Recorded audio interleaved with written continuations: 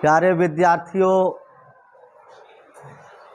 और विश्व के समग्र हिंदी साहित्य प्रेमियों, आज हिंदी साहित्य जगत के एक ऐसे व्यक्तित्व के जीवन वृत्त पर मैं प्रकाश डालने जा रहा हूं, जिन्होंने अपना जीवन समग्र भारतीय स्वतंत्रता आंदोलन में और हिंदी साहित्य के आंदोलन में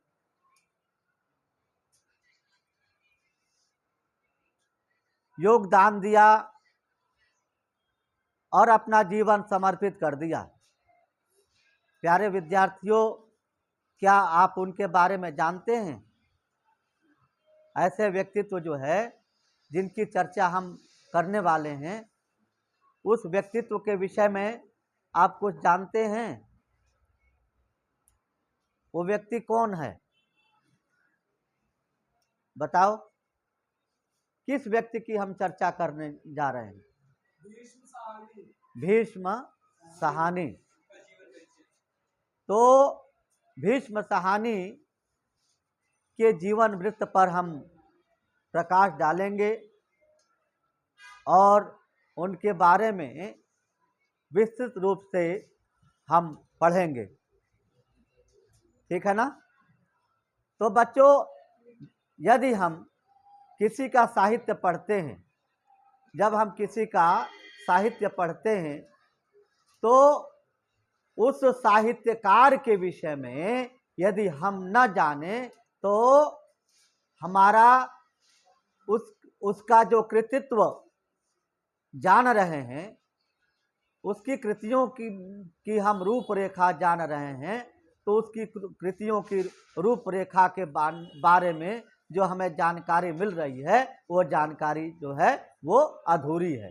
क्या है वो? अधूरी है। तो ऐसे व्यक्तित्व हैं डॉक्टर भीष्म साहनी। भीष्म साहनी जी का जन्म 1915 में हुआ बच्चों, और उस समय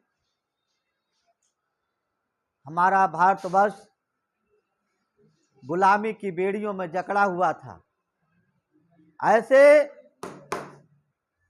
ऐसे समय में जन्मे व्यक्तित्व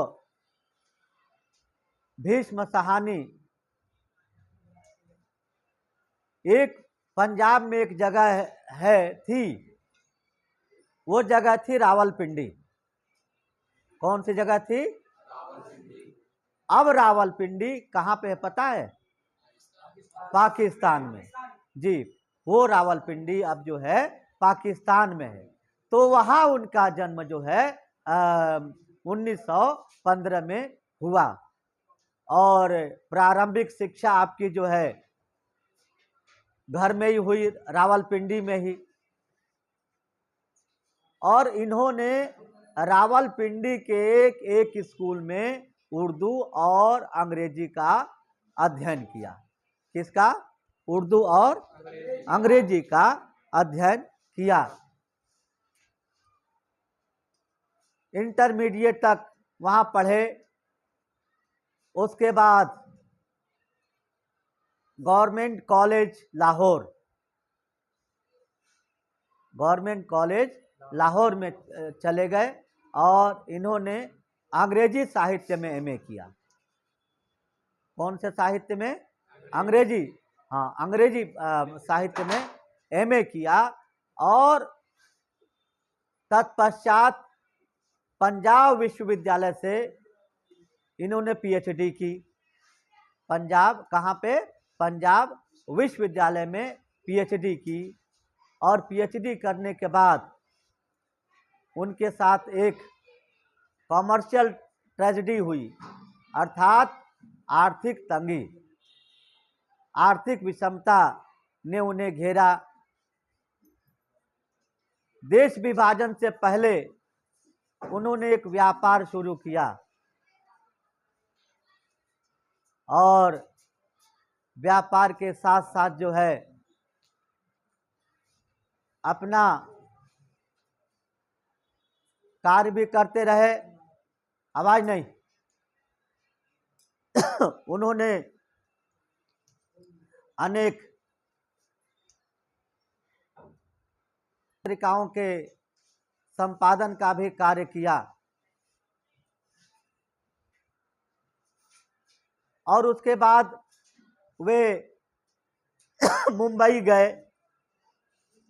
मुंबई में भी उनको बेरोजगारी ने घेर लिया। देखो, एक साहित्यकार जो है उसके जीवन में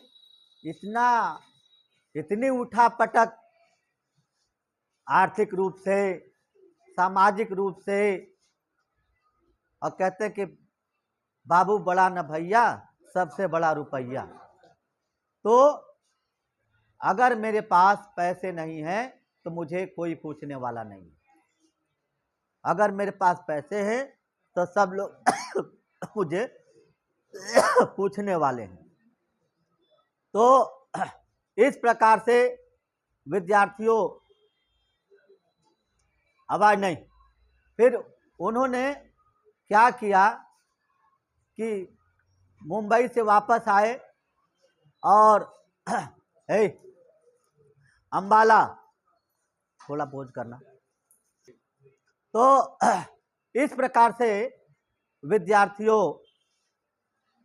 अब वो मुंबई से आ गए इधर अंबाला। अंबाला के एक कॉलेज में ऑनरी टीचिंग की, अर्थात मानद अध्यापन किया और खालसा अमृतसर कॉलेज में भी इन्होंने पढ़ाया।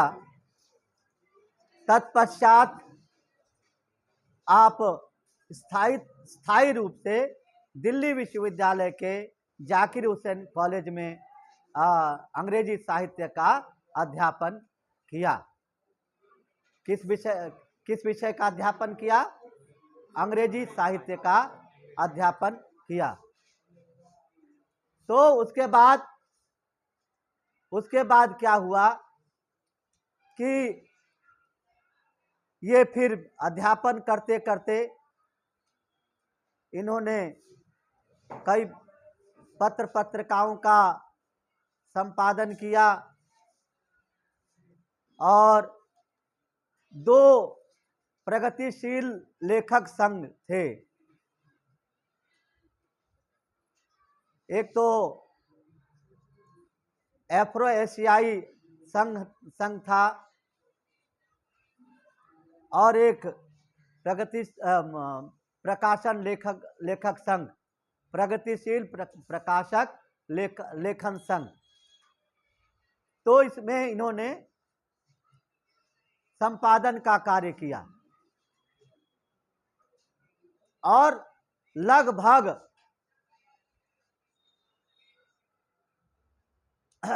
2 दर्जन जो रूसी जो पुस्तकें थी उनका भी इन्होंने अनुवाद किया, अंग्रेजी में इनका अनुवाद किया। और एक पत्रकारिता की वो थी इप्टा नाटक मंडली। इप्टा नाटक मंडली संघ था, उसमें भी इन्होंने काम किया। किसका, कौन सा संघ था? इप्टा नाटक मंडली। क्या नाम था? हाँ, इप्टा नाटक मंडली में के प्रकाशन संघ में इन्होंने काम किया। और उसके बाद इन्होंने लगभग कई कृतियों पर काम किया। कई इनके कहानी संग्रह थे, जैसे कि भाग्य रेखा है, पहला पाठ है, और निशाचर है, डायन है, पाली है, इत्यादि जो है ये कहानी संग्रह हैं इनके। और कुछ उपन्यास हैं जैसे नीलू नीलिमा और नीलोफर और तमस है, तमस। ये अच्छा, तमस के लिए उनको जो है साहित्य अकादमी दिल्ली सरकार ने इनको पुरस्कृत भी किया। किसने पुरस्कृत किया? हाँ, दिल्ली साहित्य अकादमी दिल्ली सरकार की जो है साहित्य अकादमी है। और वो साहित्य अकादमी अब हिंदी साहित्य अकादमी हो गई। कौन सी साहित्य अकादमी हो गई? हिंदी साहित्य अकादमी। तो उसने जो है ये उनको पुरस्कृत किया। तब से जो है स्वतंत्र लेखन इन्होंने किया। उसके बाद 2003 में इनकी मृत्यु हो गई। 2003 में भीष्म साहनी की मृत्यु हो गई। और ऐसे लेखक जिन्होंने अपना जीवन साहित्यिक योगदान में लगा दिया, स्वतंत्रता आंदोलन में लगा दिया।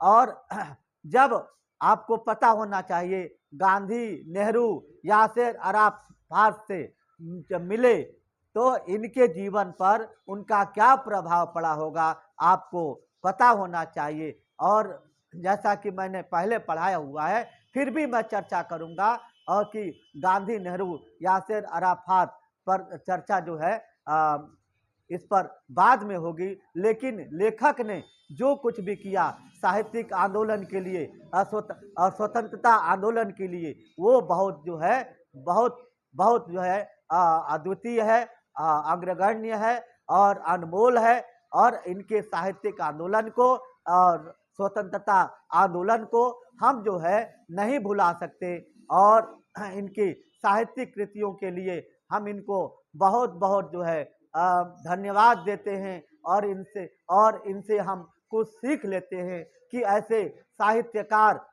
साहित्यकार हमारे भारत भूमि में जन्मे और जिन्होंने, हालांकि जो लाहौर है और रावलपिंडी है अब जो है ये पाकिस्तान में है, उसके बावजूद भी जो है लेखक ने भारतीयता को नहीं छोड़ा, भारतीय आंदोलन को नहीं छोड़ा और भारतीय स्मृतियों को नहीं छोड़ा। भारत में जो आई हुई जो विसंगतियां थी, भारत में जो अंग्रेजों की जो जाति थी, उस जाति को कुचलने के लिए, उस जाति को का विरोध करने के लिए इन्होंने कई बार जो है जेल की रोटियां भी खाई, जेल की यातनाएं भी सही। ऐसे साहित्यकार को हम कोटि कोटि धन्यवाद देते हैं और कोटि कोटि हम प्रणाम करते हैं कि ऐसे साहित्यकार हमारे भारतवर्ष में बार बार आते रहे और हम सबको प्रेरित करते रहे। और हिंदी साहित्य का योगदान में, हिंदी साहित्य में योगदान दे करके और हमारा मान सम्मान बढ़ाते रहे। अब भीष्म साहनी जो है, धन्यवाद। भीष्म साहनी जो है वो वास्तव में बलराज साहनी के भाई थे, बलराज साहनी के छोटे भाई थे। और चूंकि जब बड़ा भाई साहित्यकार है, पत्रकार है, तो छोटा भाई क्यों न पत्रकार और साहित्यकार हो। और इन्हीं शब्दों के साथ अपनी वाणी को विराम देता हूँ। बहुत बहुत धन्यवाद। साधुवाद। बंद कर दो।